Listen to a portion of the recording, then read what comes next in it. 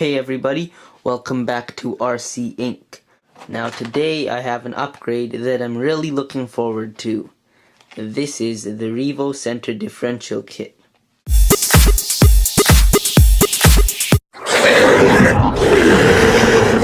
So guys, this is a differential that goes in the transmission so that the front and rear wheels have a differential between them as well, and not only the left and right wheels. This will help stop the wheels from dragging on the ground in turns, improve steering response, and allow you to tune front end lift and how much power goes to the front and the rear of the car, because of course it's filled with differential oil.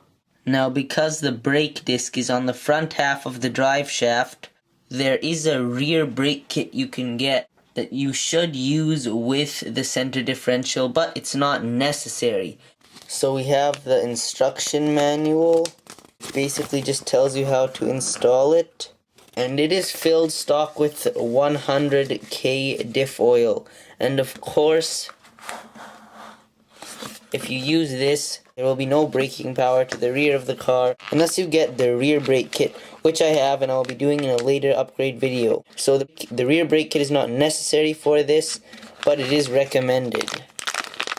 And they have a bunch of parts here which I'm pretty sure already come with the Slayer Pro 4x4, but this is designed for the Revo, so they include them here.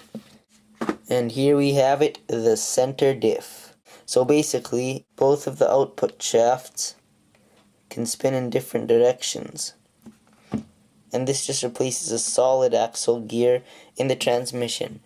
Now, I don't know if you can see this, but there is some diff oil leaking out of there, so that's getting kind of sticky. Anyways, let's go install this on the car. Alright, so we're going to start by removing this screw holding on the brake linkage. And then we can remove the brake linkage. Alright guys, now we're going to need to remove the skid plate held in with these 4 screws. And then this just comes off. And see guys, without the center diff, when one side moves, the other side has to move just as much. So next we're going to remove this screw and this grub screw holding on the front and rear drive shafts. And now with those 2 grub screws removed, we can simply slide back the drive shafts. Alright guys, so just in case this happens to you, I'm going to show you what to do if a drive shaft falls out. Now you can't just jam it back in anyway. As you can see on the front, there's 2 marks. There's also 2 marks on this side. So when you're putting it back in, you need to make sure both of those dots line up. And now with very little effort, the transmission should just come out of the RC. Alright guys, so now what we're going to do is we're going to remove this screw, this screw, this screw, this screw, this screw, and this screw. That's 6 screws in total. Now with those 6 screws removed, we can pull apart the transmission case. Now you can go ahead and slide out this gear going to the drive shafts, and the brake disc will fall out.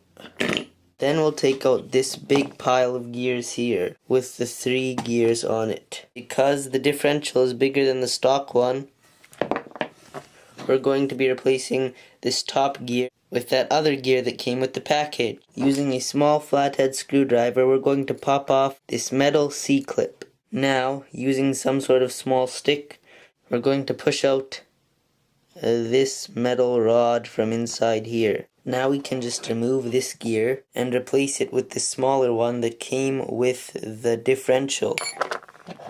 So we'll put that back on top of this gear. Push this rod back in. Just keep twisting it until the holes line up, and then it should go in. And now, using a small pair of needle nose pliers, or anything, whatever it takes, put this C-clip back in the hole. So I got the C-clip back on using mini pliers. Now, you're going to take the half of the transmission case with the spur gear and put this back in.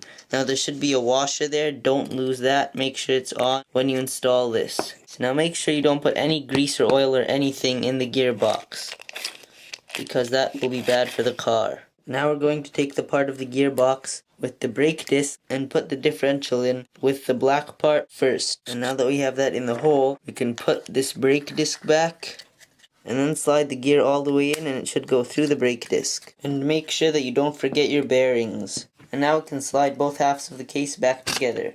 Now we can go ahead and replace the 6 screws holding the transmission case together. Remember, don't tighten any screw all the way at first. Tighten them gradually around in a circle. And now we're going to set the transmission back in the chassis.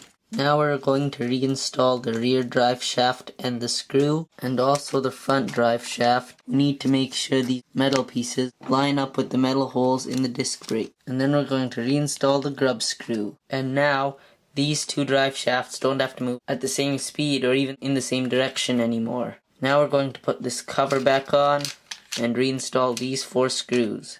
And now we're going to reinstall the brake linkage and redo this screw. This is a pretty cool upgrade because now all 4 wheels are independent from one another. Thanks for watching, guys. If you haven't already subscribed to my channel, please do.